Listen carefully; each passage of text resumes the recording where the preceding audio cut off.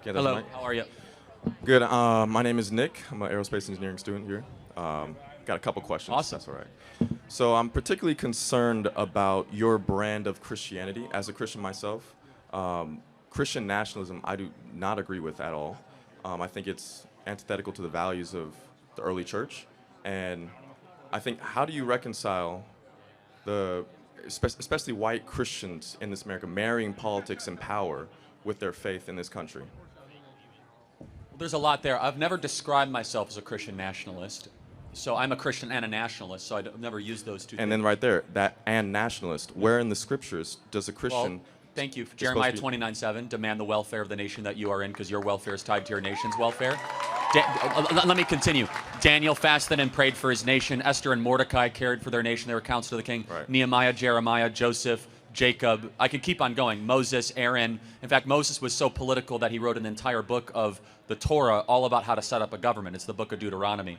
So, in fact, the Bible is an explicitly political text amongst many other things. Now, can we interpret those texts in the light of the revelation of Christ? Because you just cited all Old Testament texts, but you've not once cited St. Paul.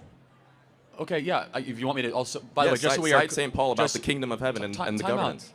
Just so we're clear, do you think that the New Testament is greater than the Old Testament? It is. It is Oh, greater whoa, because whoa, the whoa, revelation whoa. of Christ dictates how we interpret that- the Old Testament. So you think that all of a sudden, like Genesis 1 is not as great just because of the New Testament?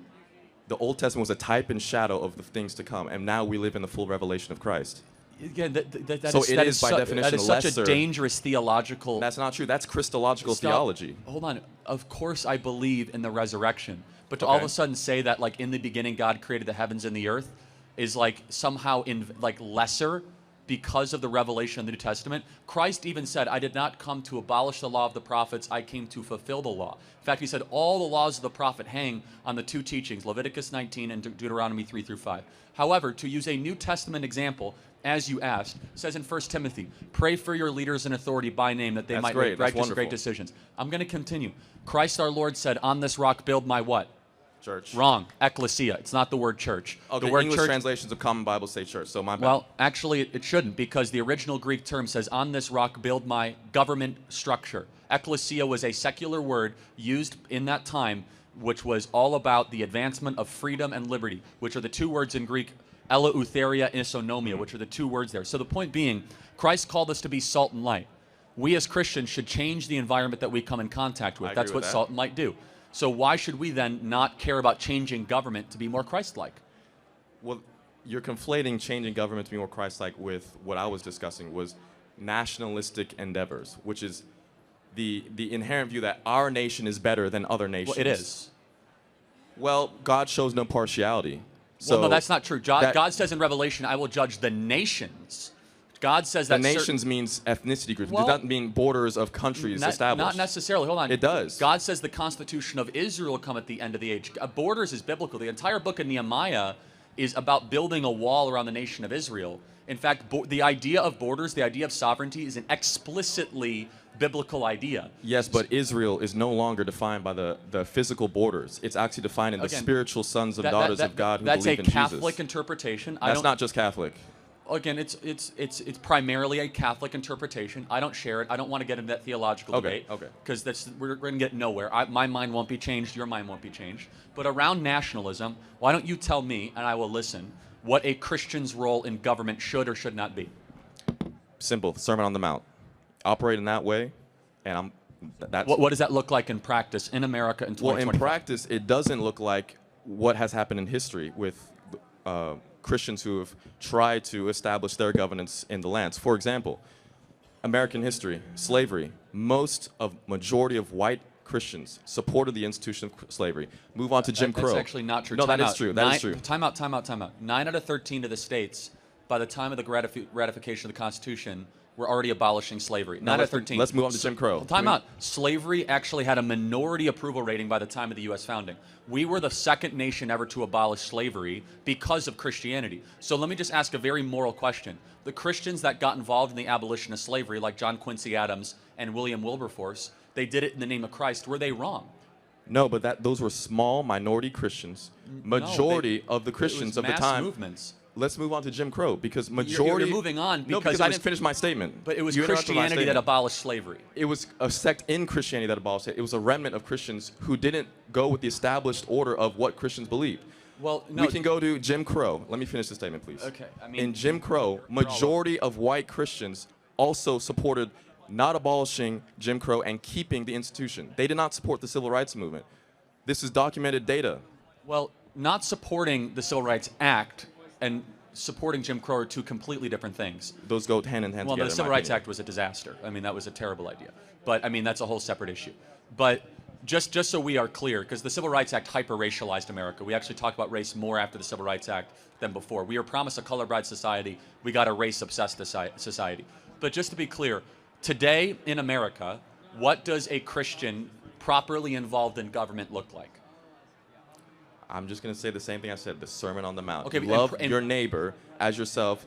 Take others before your own needs.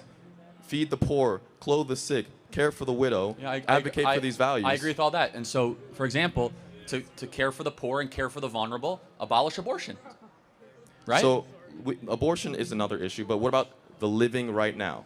Because Yes. you don't seem to be for raising taxes on billionaires. Of course not.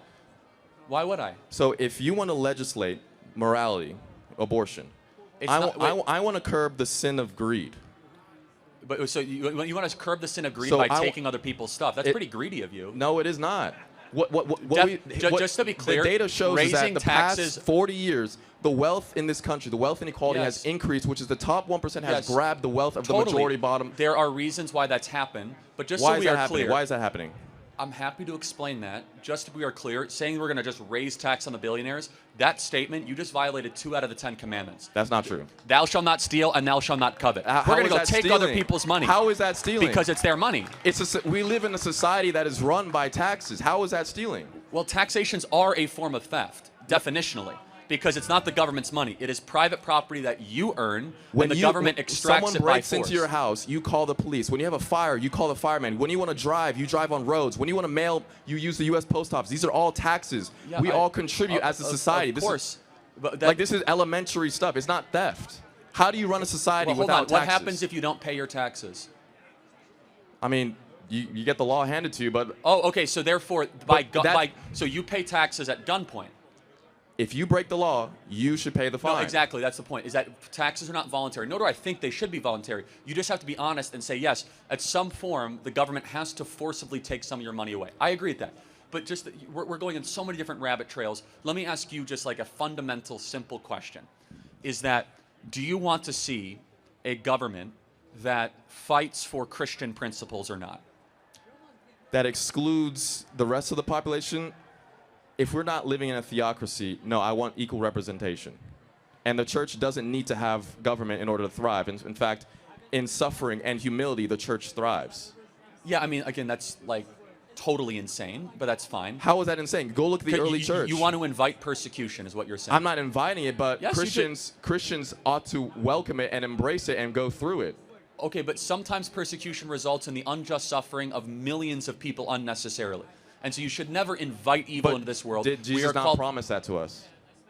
Well, did Jesus promise trials in difficult times? Yes. Yes, of course, but we should not invite it voluntarily. You know what that's like saying? Let's just, have no military. Everyone can invite us because persecution will make us stronger. It's such a ridiculous, like, abstract argument. I mean, I don't see any scripture Do you- supporting a military for Christians. You don't think we should have a military? A government can have a military, but Christians... Yeah, I mean, look, man, you got to go a lot deeper into the scriptures. You have a dangerously surface level. You should read early understanding. church fathers on how they view I have. violence and the Actually, military. so you want to talk about early church fathers? Tell me about St. Augustine's just war theory. You tell me about Tell it. me, you just brought up early church fathers. No, you tell me about Tell it. me about St. Augustine in the City of God, 3rd chapter, just war theory. Well, I don't really agree with a lot of St. Augustine because He's the most popular early in the church West. father. In the West. But there's the East, St. Athanasius, St. Gregory of Nyssa, Origen, all these different names that you probably are not familiar because it's in the East. But most early church fathers condemned violence for, if you're in the church, you must leave the military, quit service because you now belong to the kingdom of God, which is operates on a Do you different agree plane. with that? I agree that if you're a Christian, you have no reason to commit violence for any reason at all. I think that's insane. Honestly. Just look at the example of Jesus. Was he put on a throne, or did he embrace the cross? It says at the end of age, Jesus will come with a sword to judge. Are you reading Revelation literally? Yes, of course So I am. he has an actual sword out of his mouth.